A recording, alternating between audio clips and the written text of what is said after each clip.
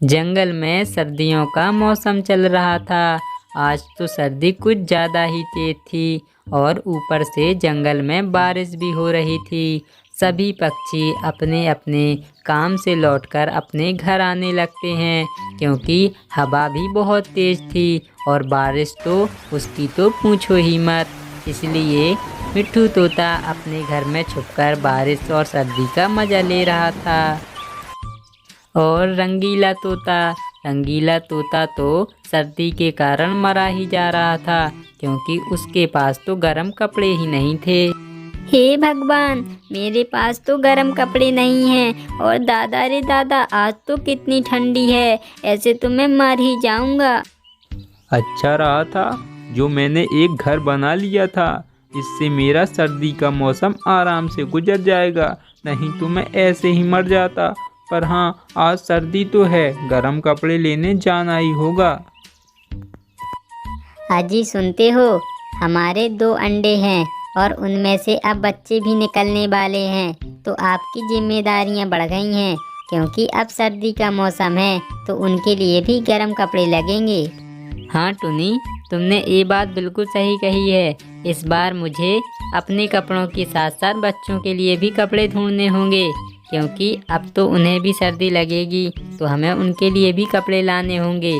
मैं ऐसा करता हूँ, आज जंगल जाकर गर्म कपड़े लाता हूँ, तुम अंडों का ख्याल रखना। ऐसा कहकर डुग्गू चिड़ा गर्म कपड़े लेने जंगल की ओर उड़ जाता है। मैं तो इतने दूर आ गया, पर मुझे अभी तक कोई कपड़े नहीं मिले हैं। लगता है जंगल में बीच में जाना होगा, तभी मुझे कपड़े मिलेंगे। चलो आगे जाके देखता हूँ। अरे, कितनी देर से मैं कपड़े ढूंढ रहा हूँ, पर मुझे कोई कपड़े नहीं मिल रहे हैं। इस बार इंसानों ने फटे पुराने कपड़े नहीं फेंके हैं क्या?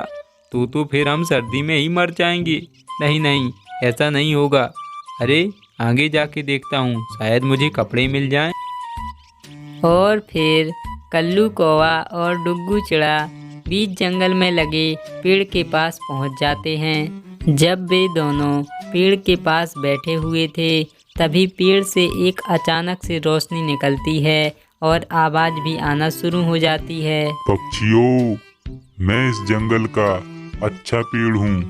मैं हमेशा सबकी मदद करता हूँ। बताओ तुम्हें क्या चाहिए और तुम यहाँ क्या लेने आए हो? पेड़ महाराज, आपको तो पता ही होगा अब जंगल में कितनी सर्दी पड़ने लगी है। मैं तो गर्म कपड़े की तलाश में आया था, पर देखो ना, अभी तक तो मुझे कपड़े भी नहीं मिले।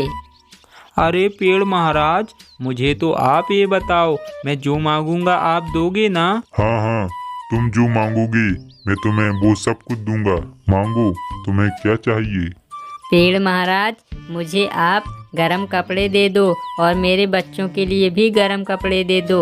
और हाँ, बारिश का मौसम भी है तो एक छतरी भी दे देना। अरे अरे गुड्डू, तू पागल है क्या? अरे कपड़े तो हम ऐसे ही खरीद लेंगे। धन मांग धन। देख, मैं मांगता हूँ।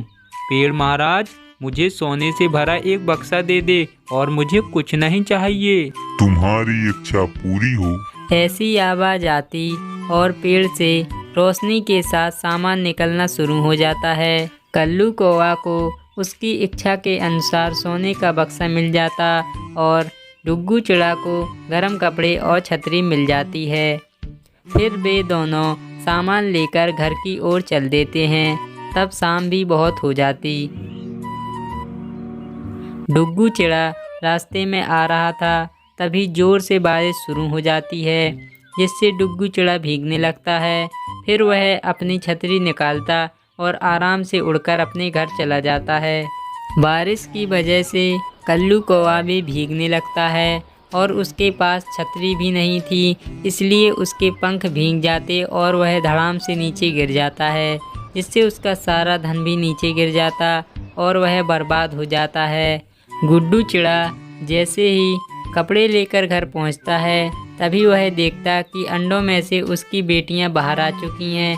वह यह देखकर बहुत खुश होता है। टुनी, देखो ना, हमारी बेटी कितनी सुंदर हैं और अब तो मैं कपड़े भी लाया हूँ, जिससे हमारी बेटियों को बिल्कुल ठंड नहीं लगेगी। फिर उनका सारा परिवार ऐसे ही सर्दी खुशी से व्यतीत करता है।